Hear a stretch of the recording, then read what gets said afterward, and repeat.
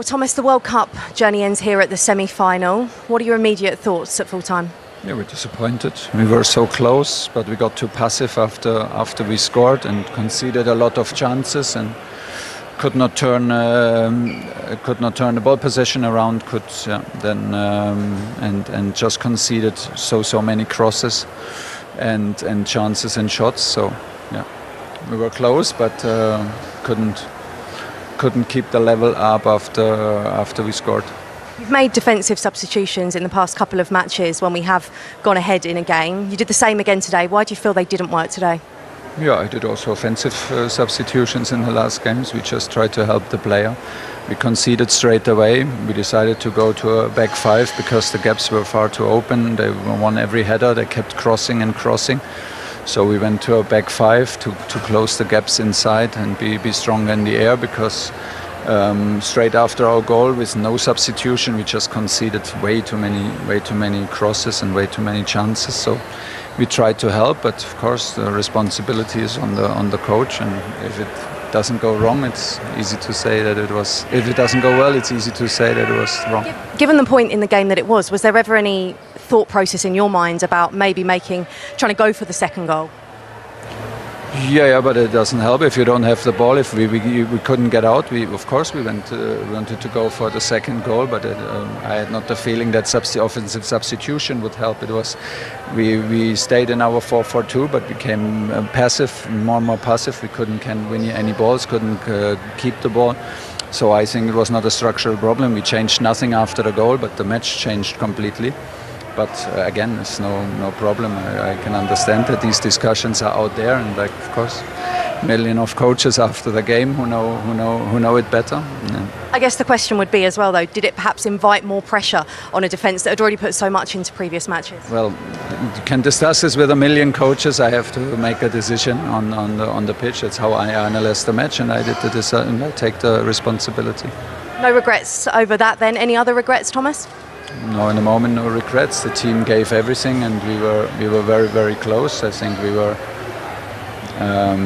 we deserved to be up 1-0. Played one of our better matches, maybe the best match in the circumstances. Team was top. We couldn't bring it over the line. No, in the moment, no regrets. You mentioned throughout the tournament that we'd see a better England. Did we ever really see Thomas Tuchel's England that you wanted to see? I don't know. I have no answer to that question because I don't really know what that means. It's. I don't know. I think we saw the mentality throughout the match and the strong group, and we played the matches how they were. We played a strong against strong teams in the group. We had a lot of miles, a lot of traveling. We played in altitude. We played in 10 men. We played in the heat. We overcame every obstacle. We were very, very close today. It's not the moment now to analyze the full tournament. We just went out because we lost a crucial match. Thanks for your time, Thomas.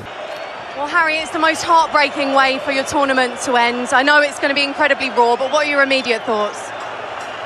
Yeah, just gutted for the boys, gutted for everyone, the team, the staff, the fans. We played a good game for the large majority of it. Once we went 1-0 up, we seemed to just try and hold on, which at this level is not enough. So just gutted because we've worked so hard to be here, and the lads have given every last bit of running, sweat, blood, tears, whatever it is. So to fall short like we did today is just gutted. Why was it so hard to get any momentum after the goal, do you think? Yeah, we struggled to get pressure on the ball. I thought, especially first half and start the second half, we pressed them well. We put them under loads of pressure, especially high up the pitch, which then allowed us to win balls, control the game a little bit better. After the goal, whether it's them putting more men forward or us just not being able to match them man for man, it just was wave after wave, and we were trying to hold on. Lads were putting blocks in, but in the end, it wasn't enough. Did it feel at the end that after the exertion you put in the last two games, perhaps it was almost one ask too far to find another response? Yeah, I don't know. The boys always are ready for any moment in the game, and when we went ahead, the messaging was to go again and get another goal, and Yeah, and then obviously once they scored their 2 goals, it was to try and find something, but we couldn't quite get the momentum back in the game. You're having to do this interview down the Argentina end of the pitch as well, which makes it even more difficult. But what can England learn from this? What can you take forward? Yeah, we had a lot of good moments in this tournament. A lot of good games. Another semi-final. We talk about knocking on the door. We're close. We just need to find that missing piece in the final stage of the tournament. You know, these tournaments take it out of you so much. Effort and pressure and mentality, and we've shown a lot of that throughout the whole 6-7 weeks we've been together. But yeah, we're just missing that final piece. Thanks for talking to us.